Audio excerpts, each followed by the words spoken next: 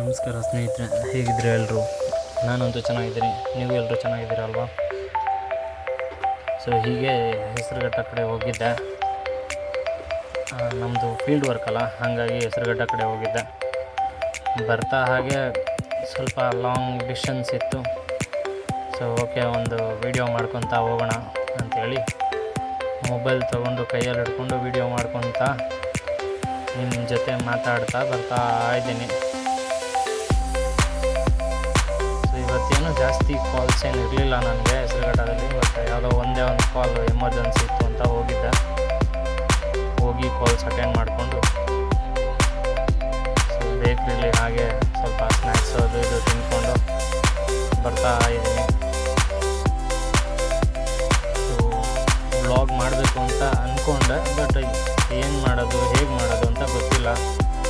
ತುಂಬ ಜನ ಯೂಟ್ಯೂಬರ್ಗಳು ಮಾಡೋವಂಥ ಬ್ಲಾಗ್ಸ್ಗಳನ್ನ ನಾನು ನೋಡಿ ಓಕೆ, ಯಾವುದೂ ಒಂದೇ ಸಲ ಪರ್ಫೆಕ್ಟಾಗಿ ಬರೋದಿಲ್ಲ. ಮಾಡ್ತಾ ಅಭ್ಯಾಸ ಆಗುತ್ತೆ ಅಂತ ಹೇಳಿ ನಾನು ಪ್ರಯತ್ನ ಪಡೋಣ.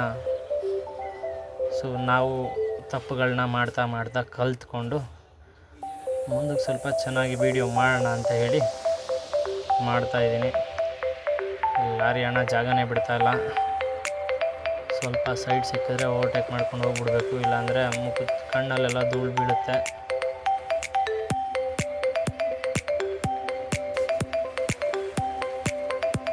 ಅಲ್ವಾ, ಮುಂದೆ ಬಂದೆ.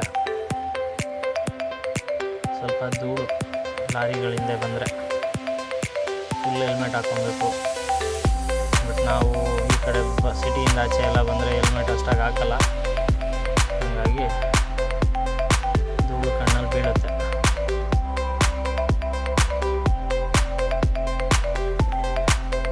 ಟ್ಯಾಕ್ಟ್ರಿ ಅಣ್ಣ ಇಂಡಿಕೇಟ್ರ್ ಹಾಕೋ, ಎಲ್ಲ ಹಾಕಿದ್ದಾನೆ ಇಂಡಿಕೇಟ್ರು, ನಮಗೆ ಕಾಣಿಸ್ತಿಲ್ಲ. ಸೊ ಹೀಗೆ ನಿಮ್ಗಳ ಜೊತೆ ಮಾತಾಡಿಕೊಂಡು ವಿಡಿಯೋ ಮಾಡ್ಕೊತ ಹೋಗೋಣ. ಸೊ ಓಕೆ ಸ್ನೇಹಿತರೆ, ಇವತ್ತಿನ ಪ್ರಯತ್ನ ಇಷ್ಟು. ಸೊ ನಾಳೆ ಇನ್ನೊಂದು ಸ್ವಲ್ಪ ವಿಚಾರಗಳೊಂದಿಗೆ ನಿಮ್ಮ ಜೊತೆ ಮತ್ತೆ ಸಿಗ್ತೀನಿ.